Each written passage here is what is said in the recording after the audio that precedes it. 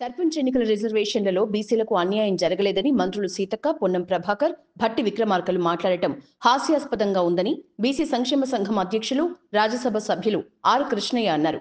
బీసీలకు జరిగిన అన్యాయంపై చర్చకు సిద్ధంగా ఉన్నానని, దీనిపై అఖిలపక్ష సమావేశం ఏర్పాటు చేస్తే ఆధారాలతో సహా బయటపెడతానని కృష్ణయ్య తెలిపారు. బీసీ జేఏసీ ఆధ్వర్యంలో హైదరాబాద్లోని బషీర్బాగ్ అమ్మవారి ఆలయం నుంచి బాబు జగ్జీవన్ రామ్ విగ్రహం వరకు బీసీ తిరుగుబాటు ప్రదర్శన ర్యాలీ నిర్వహించారు. బీసీలకు ఇచ్చిన హామీని నిలబెట్టుకుని 42% రిజర్వేషన్లతోనే ఎన్నికలు నిర్వహించాలని ఆర్ కృష్ణయ్య డిమాండ్ చేశారు.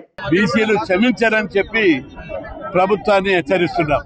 ఒకవైపు కోర్టు ఎన్నికల నోటిఫికేషన్ చెప్తుంది, ఇంకొక వైపు బీసీ కమిషన్ ఈ ఎన్నికల్లో అక్రమాలు జరిగాయి, వీటిని ఆపి సక్రమంగా అమలు చేయాలని బీసీ కమిషన్ క్వాసీ జ్యుడిషియల్ అంటే కోర్టు పవర్లు ఉన్నటువంటి, న్యాయ పవర్లు ఉన్నటువంటి బీసీ కమిషన్ తీర్పు చెప్పింది. అయినప్పటికీ కూడా ప్రభుత్వం మొండిగా ఇవేమి పట్టించుకోకుండా ఎన్నికలకు పోతుంది. బీసీలకు నిలువున దగా చేశారు, మోసం చేశారు, చీట్ చేశారు, అన్యాయం చేస్తూ వాళ్ళ శరీరాల మీద తొక్కుకుంటూ పోతున్నారు.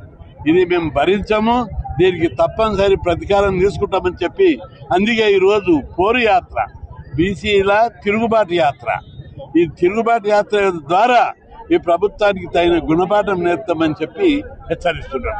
ఎందుకంటే మొదటి నుంచి కాంగ్రెస్ పార్టీకి సవాల్ చేస్తున్నాం. ఇప్పుడు కూడా మీకు చిత్తశుద్ధి లేదు.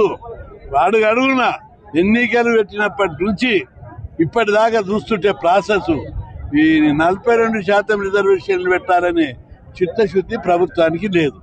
మొట్టమొదట మీరు అసెంబ్లీలో బిల్లు పాస్ చేశారు, అంతకు ముందులో ఎన్నికలు జరపాలని చూశారు. ఎట్లా జరుపుతారు? మీరు 42 అన్నారు, 42 జరపాలంటే అప్పుడు తప్పని పరిస్థితిలో అనేక సార్లు ధర్నాలు, ఉద్యమాలు చేసిన తర్వాత అసెంబ్లీలో బిల్లు పాస్ చేసి చట్టం చేశారు. తర్వాత బిల్లు పాస్ అయిన తర్వాత వీళ్ళు ఏం చేయాలి? ఆ బిల్లును తీసుకొని ప్రధానమంత్రి దగ్గరికి అఖిలపక్షాన్ని తీసుకొని పోవాలి. పోయినా పోలేదు, అది ఒక భాగం.